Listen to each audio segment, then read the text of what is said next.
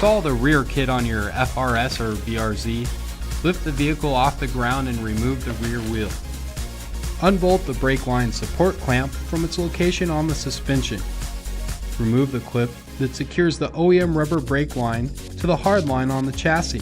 Unbolt the connector between the hard line and rubber line fitting. Cap it quickly to prevent any fluid from leaking out. You're going to need to widen the hole on the chassis mounting tab to accommodate your new Wilwood flex line. Widen the hole and attach the connector through the mounting tab hole and secure with the new Wilwood clip. Unbolt the OEM caliper and place it to the side. Remove the OEM rotor. To make room for your new Wilwood components, you need to remove the OEM dust shield. The dust shield is held in place by a series of spot welds.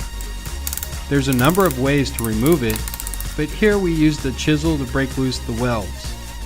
With the dust shield removed, we then file down any remaining material from the spot welds for a nice clean look.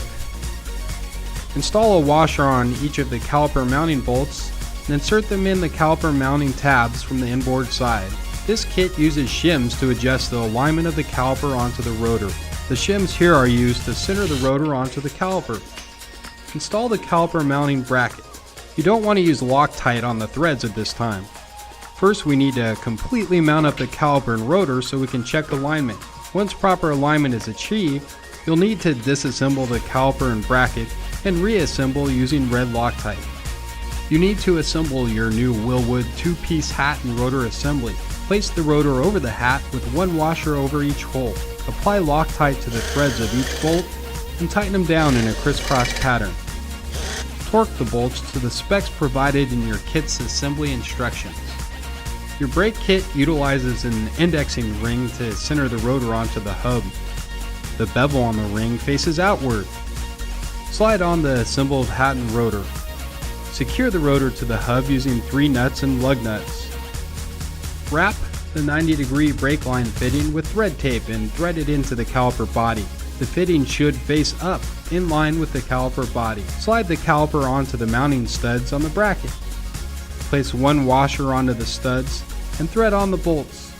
Tighten the bolts to the provided torque settings. The rotor should end up centered in the caliper body. If it's not centered, you can make any necessary adjustments with the provided shims. Test fit the brake pads.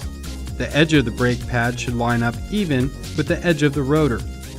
Once you've achieved proper alignment, you need to disassemble the caliper and caliper mounting bracket. Reassemble, this time using red Loctite on all the threads. You can find the proper torque settings for all the bolts in your supplemental instructions. You can now install your brake pads. Slide them in through the top of the caliper. Insert the retaining bolt, spacer, and nut. It's now time to attach your Wilwood flex line. Start by attaching it to the caliper fitting, and then to the fitting where it meets the hard line on the chassis. Your hardware is now installed. You need to bleed your brakes. Follow the bleeding instructions included with your brake kit. Once your brakes are properly bled, reinstall your wheel and torque the lug nuts to the manufacturer's specs. Before you take to the streets, be sure to follow the break-in and bedding procedure included with your kit.